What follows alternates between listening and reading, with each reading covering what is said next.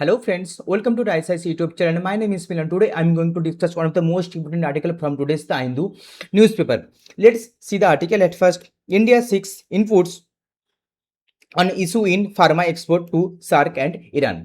देखिए ये वाला आर्टिकल हमारे UPSC prelims point of view से कितना इंपॉर्टेंट हो सकता है. चलिए let's go through the PIQ lens. Question number 92 from 2025 prelims itself. Consider the following statement in the respect of the beamstick. There are 4 statement 1 2 3 4 and 4 options. Correct पूछा है. तो इस तरीके का जो सवाल है ये बहुत ही स्टैटिक IR की सवाल है. ठीक है, स्टैटिक इंटरनेशनल रिलेशन की सवाल है ये. इस तरह के सवाल को कैसे सॉल्व किया जाता है इंस्टेंट, वो मैं बाद में दिखाऊंगा. ठीक है, तो चलिए आखिर तक देखिए. मैं लास्ट में आप लोगों को ये दिखाऊंगा कि किस तरह से इस सवाल को सॉल्व किया जा सकता है. तो पहले हम लोग पहले इस आर्टिकल के बारे में थोड़ा देख लेंगे. जो जो इंपॉर्टेंट डेटा फैक्ट्स ये रहते इंपॉर्टेंट लाइन्स ये पर मेंशन है. जो देखिए मैं कलरिंग करके दे दिया हूँ जो जो इंपॉर्टेंट लाइन्स है. तो यहाँ पर हम लोग क्या देखेंगे ना की इंटरवेंशन है एजेंसीज इकोनॉमिक डेटा जो जो है about SAARC and obviously context. और साथ साथ में ये भी देखेंगे कि सार्क के साथ बीमस्टेक का डिफरेंस क्या है, जो बीमस्टेक यहाँ पे पूछा गया था.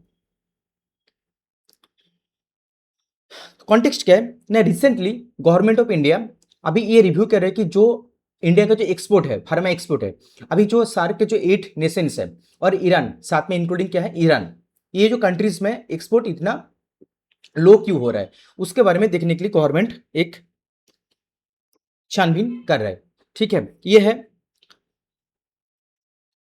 recently the government of India has initiated a comprehensive review to identify and resolve market access barriers faced by the Indian pharmaceutical export to all SAARC nations as साथ में ईरान.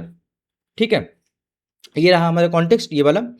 देन अब ये जिम्मेदारी किसके ऊपर है, ये जिम्मेदारी led by the department of commerce and with Pharmexcil. ये फार्मेक्सिल एक कंपनी नेम है. इसमें क्या क्या दिख रहा है कि नहीं, phytosanitary SPS and technical barriers to trade. SPS and trade ये दोनों चीज इंडिया मेजर में ले रहा है. कंट्रीज कौन से इन्वॉल्व है, जैसे कि सार्क में कौन से कंट्री इन्वॉल्व है, जैसे कि 8 countries Afghanistan, Bangladesh, Bhutan, Maldives, Nepal, Pakistan, Sri Lanka and Iran. एक बात याद रखिए कि ईरान सार्क में नहीं है. यहाँ पे 8 कंट्रीज लिखा है, इसका मतलब है कि जो जो 8 कंट्रीज यहाँ पे मेंशन है, Sri Lanka, Nepal, Bhutan, Bangladesh, Afghanistan, Maldives, Pakistan and this all and Iran इसमें इंक्लूड नहीं है. इकोनॉमिक डेटा क्या है ना, India exports the 1.2 billion of values to all SAARC countries, 8 countries 1.2 billion. और अगर देखा जाए तो holistically all over the world then 30.47 billion. Now आते नेक्स्ट पॉइंट अबाउट सार्क के बारे में हम लोगों को पता होना चाहिए कुछ बेसिक्स.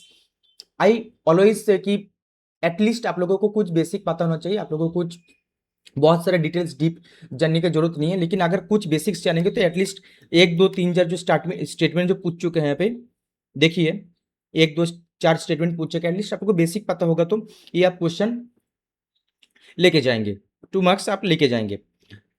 तो फुल फॉर्म क्या है ना, South Asian for regional cooperation, founded in 1985, secretariat at Kathmandu. Then members Afghanistan, Bangladesh, Bhutan, India, Maldives, Nepal, Pakistan and Sri Lanka. Total 8 countries, 1 2 3 4 5 6 7 and 8. Objective क्या है ना, promote regional economic growth, welfare and cooperation. ये है हमारा ऑब्जेक्टिव सार्क की जो मेन ऑब्जेक्टिव है. Now come to the previous year question. How to solve this kind of question in actual environment, exam environment. Okay, let's start. Consider the following statement with reference to BIMSTEC. पहला number question statement क्या है, it is a regional organization consisting of 7 member states till January 2025. Then second statement, it came into existence with the signing of the Dhaka Declaration 1999. Bangladesh, India, Sri Lanka, Thailand and Nepal are founding member states of the BIMSTEC. In BIMSTEC, the subsector of tourism is being led by India.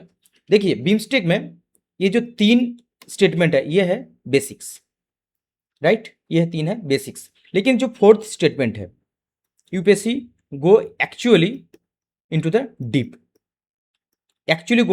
Deep, और ये वाला जो इस तरीके के जो information होता है, डेटा फैक्ट्स होते हैं, ये जनरली बहुत ही कम स्टूडेंट पढ़ के जाते हैं। अगर पढ़ा भी है तो याद नहीं रहता, पॉसिबल नहीं है इतना डीप डाइव पढ़ने के लिए। तो अभी आते हैं कि इसको सॉल्व कैसे करें, how to solve this kind of question. देखिए जैसे ही क्वेश्चन मैंने देखा, जो 4 नंबर स्टेटमेंट है, in BIMSTEC the subsector of tourism is being led by India. इस तरीके का जो स्टेटमेंट होता है, A is led by B is led by C, A is covered under, A is worked under B is worked under B या C, इस तरह के कुछ जो सवाल होते हैं, ठीक है, ये जनरली 90% केसेस में गलत होते हैं, ठीक है। In BIMSTEC the sub sector of tourism is being led by India. यहाँ पर इंडिया के बदले में कुछ और भी कंट्री हो सकता है, मुझे नहीं पता, लेकिन हो सकता है, एक देयर इज ए पॉसिबिलिटी। तो ये मैं नहीं कह रहा हूँ, ये यूपीएससी की प्रीवियस ईयर क्वेश्चन का पैटर्न है। पीछे आप लोग देख लीजिएगा, जो आईआर का भी जो भी क्वेश्चन पूछा गया है, सिर्फ आईआर का नहीं, अगर कोई ऑर्गेनाइजेशन है, कोई कंट्रीज की नाम है, कोई लीड कर रहे हैं, तो इन जनरल केसेस में 90% केसेस में ये इन जनरल गलत होता है, यूपीएससी की पैटर्न नहीं है, तो मैं इसको गलत मानूंगा 4 नंबर क्वेश्चन को।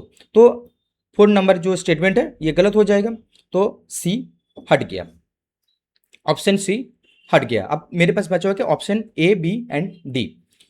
Let's see the first statement, it is a regional organisation consisting of the 7 member states till January 2025। देखिए जब भी हम लोग पढ़ते हैं कि बीमस्टेक के बारे में,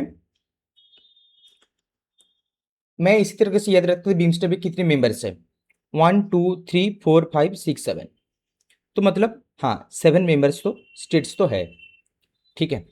तो ये एब्सोल्युटली राइट, इसमें कोई मतलब दौरे नहीं कि ये गलत हो सकता है, ये एब्सोल्युटली राइट। देन तो फिर ऑप्शन बी ये भी हट गया। अब पढ़ा क्या है, ऑप्शन ए एंड डी। तो how to choose the correct answer, it came into existence with the signing of the Dhaka declaration. अब यहाँ पर आएगा कि आपका नॉलेज का खेल, आप लोगों को अगर बीमस्टेक में थोड़ी बहुत भी मालूम है तो ये ढाका नहीं, ये है Bangkok declaration, right, it was a Bangkok declaration. तो ये भी गलत, आंसर इज डी। तो कोई भी आ रहा है सवाल, उसको सॉल्व करने के एटलीस्ट आप लोगों को बेसिक्स पता होना चाहिए। यहाँ पर बेसिक्स क्या था कि बीमस्टेक की जो शुरुआत ढाका डिक्लेरेशन नहीं था, ये था बैंकॉक डिक्लेरेशन। ये अगर पता नहीं होता तो आप लोग ऑप्शन ए मार्क करके आ जाते, ठीक है। तो इसलिए मैं बोलता हूँ कि आप लोग बार बार बेसिक्स पे ध्यान दीजिए, ऑलवेज बेसिक्स, कुछ चीज आप लोगों को पता होना चाहिए, ये यूपीएससी उम्मीद करते हैं। Now come to the difference SAARC के साथ बीमस्टेक में। देखिए India, Nepal, Sri Lanka, Bhutan, Bangladesh, Thailand and Myanmar, this is the BIMSTEC. BIMSTEC nation SAARC में पाकिस्तान, मालदीव, अफगानिस्तान, इंडिया, नेपाल, श्रीलंका, भूटान एंड बांग्लादेश। यहाँ पे थाईलैंड और म्यांमार नहीं है सार्क में।